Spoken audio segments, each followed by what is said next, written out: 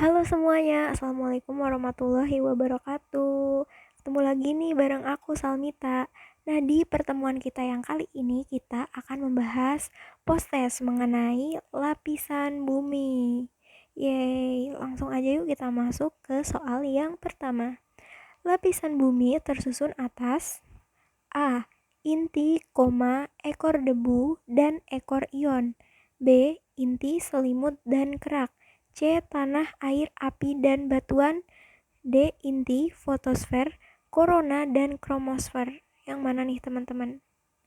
Ini gampang banget ya dijawabnya. Jawabannya yang B. Inti, selimut, dan kerak. Seperti yang teman-teman bisa lihat nih di gambar di samping. Itu bumi tersusun dari kerak bumi, mantel bumi, inti bagian luar, dan inti bagian dalam. Nomor 2, lapisan selimut atau mantel adalah apa nih? Pengertian dari selimut bumi atau mantel bumi. A. Kerak bumi yang membentuk dasar samudra. B. Kerak bumi yang membentuk dasar benua. C. Benda angkasa yang berpijar dan mengalami proses pendinginan. D. Lapisan yang terletak antara kerak bumi dan inti bumi. Yang mana nih? Ini masih gampang juga ya. Bisa dilihat di gambar. Yang mana nih pengertian dari selimut? Yang D ya, lapisan yang terletak antara kerak bumi dan inti bumi. Nomor 3, contoh bencana alam yang terjadi akibat gempa bumi bawah laut adalah A. Kebakaran hutan Kalimantan.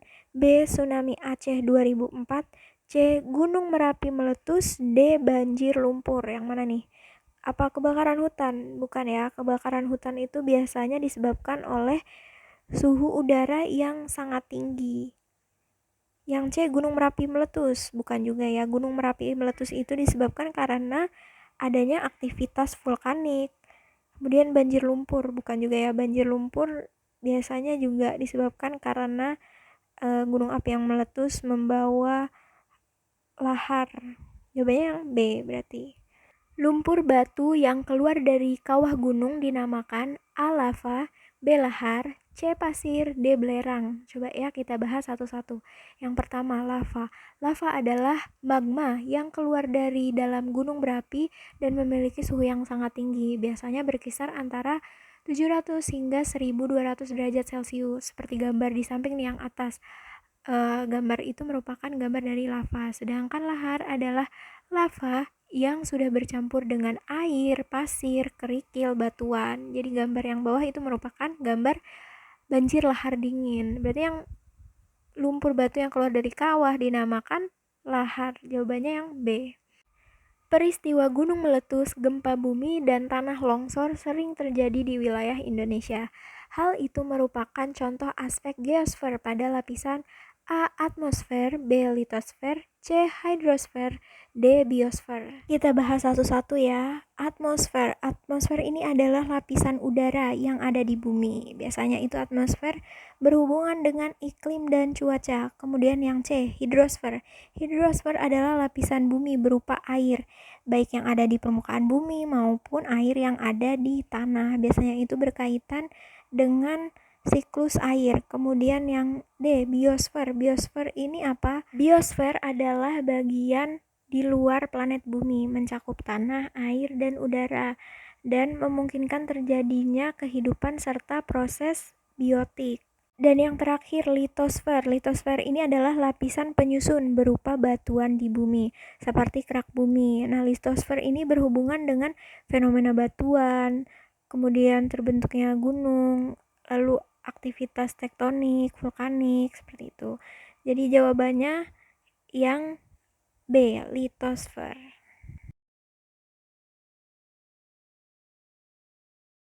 Gunung api yang berbentuk kerucut dengan lereng curam dan hampir simetris merupakan tipe gunung api yang paling banyak terdapat di Indonesia. Gunung ini disebut juga gunung api berbentuk A. Strato, B. Perisai, C. Tameng, D. Maar. Jawabannya yang A ya, strato.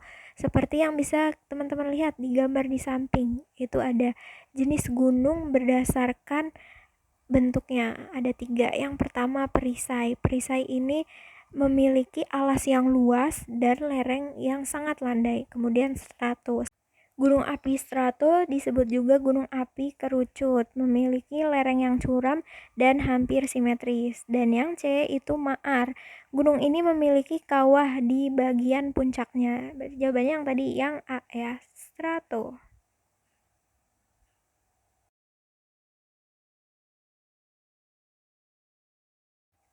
Berdasarkan sifat penyebabnya, gempa bumi dapat terjadi karena peristiwa alamiah dan karena tindakan buatan manusia. Peristiwa-peristiwa alamiah yang menjadi penyebab gempa adalah A. Runtuhan gunung, B. Patahan, C. A, B, dan D benar, D. Letusan gunung berapi. Yang mana nih? Peristiwa alamiah yang menjadi penyebab gempa. Yang A. Runtuhan gunung, benar nggak nih menyebabkan gempa? Benar ya, patahan. Patahan itu akibat adanya pergeseran lempeng di bawah permukaan bumi. Apakah menyebabkan gempa bumi? Benar ya. Yang D, letusan gunung berapi. Benar juga ya, biasanya kalau ada gunung berapi meletus itu disertai dengan gempa-gempa kecil. Berarti jawaban yang benar yang C. Magma keluar ke permukaan bumi akibat erupsi gunung api akan membentuk batuan. Bentuk fisik awal batuan berupa batuan beku. Batuan ini terbentuk melalui proses A. Peleburan, B. Pelapukan, C. Pendinginan, D. Pengendapan. Ada cluenya nih. Bentuk fisik awal batuan berupa batuan beku. Beku berarti melalui proses pembekuan atau sama dengan pendinginan. Jawabannya yang C ya.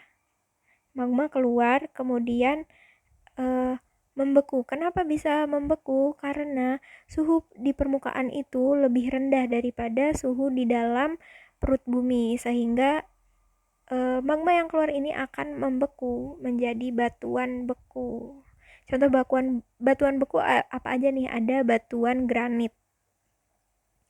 Nomor 9, urutan lapisan atmosfer dari yang paling dekat dengan bumi adalah yang mana nih? Bisa kita lihat di gambar di sampingnya. Yang paling dekat dengan bumi adalah troposfer, kemudian ada stratosfer, ada mesosfer, termosfer, dan eksosfer. Berarti yang paling dekat yang pertama troposfer dan yang paling jauh eksosfer. Berarti dimulai dari angka 3 dan berakhir di angka 1. Jawabannya yang mana nih? Depannya 3, yang paling belakang 1.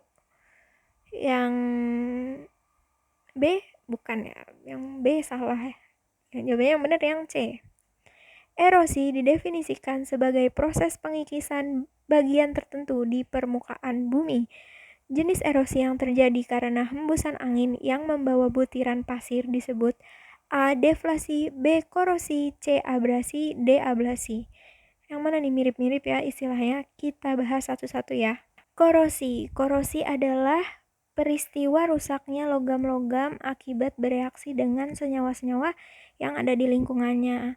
Ini istilah yang paling sering kita dengar itu perkaratan besi. Itu disebut korosi ya. Kemudian abrasi. Pasti teman-teman juga sering dengar dong.